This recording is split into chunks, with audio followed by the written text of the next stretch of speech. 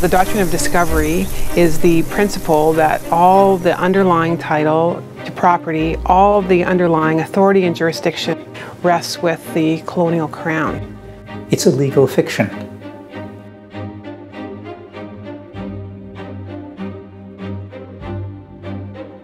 I spent much of my life as a therapist, and it's stunning when a client realizes they have lived much of their life with an illusion. Like, for example, I can't sing. People will say, well, the truth is most people can sing.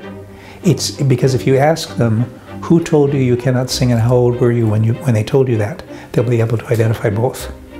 It's when in fact they were a vulnerable child that someone said to them, you cannot sing, and they believed it.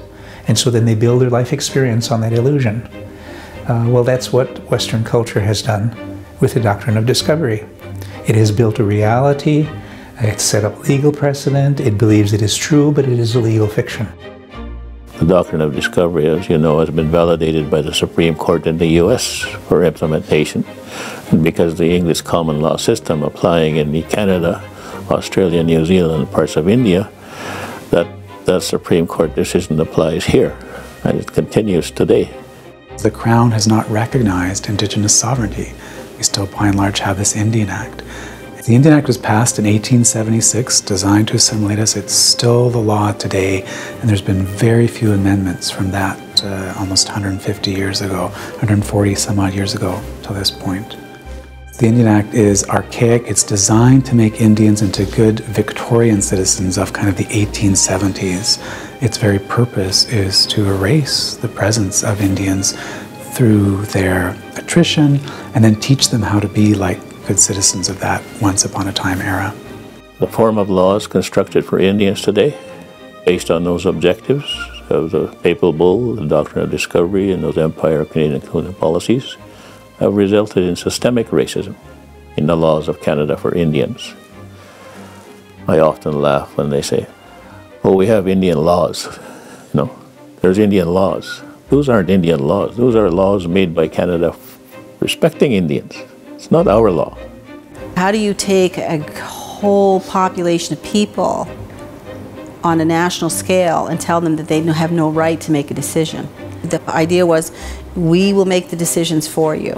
We will make decisions about housing, we'll make decisions about economics, we will make decisions about your education, and if you have a decision to make, we'll make that decision for you too, right? You don't get to make any kind of decision without actually going through us. And the Minister of Aboriginal Affairs still has the authority to make those decisions, still has to resolve questions around bylaws.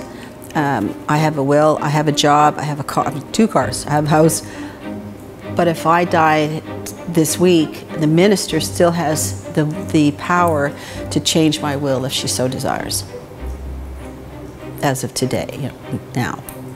Indigenous people are falling between the cracks of federalism. If we think we're trying to solve something, we ask the federal government to do it and they try to apply their authorities, or we ask the provincial governments to do it and they try to apply their authorities. But that's still other people making decisions for us as Indigenous peoples. What we need is some place where our authorities are recognized, and yes, we'll make mistakes, but we'll also then correct our mistakes like all other governments do, and if we don't correct them, right, there's going to be consequences for that. That needs to be a part of the way we think about our relationships. We've won hundreds of Supreme Court decisions, and the latest one being the Williams decision, the Chilcotin decision.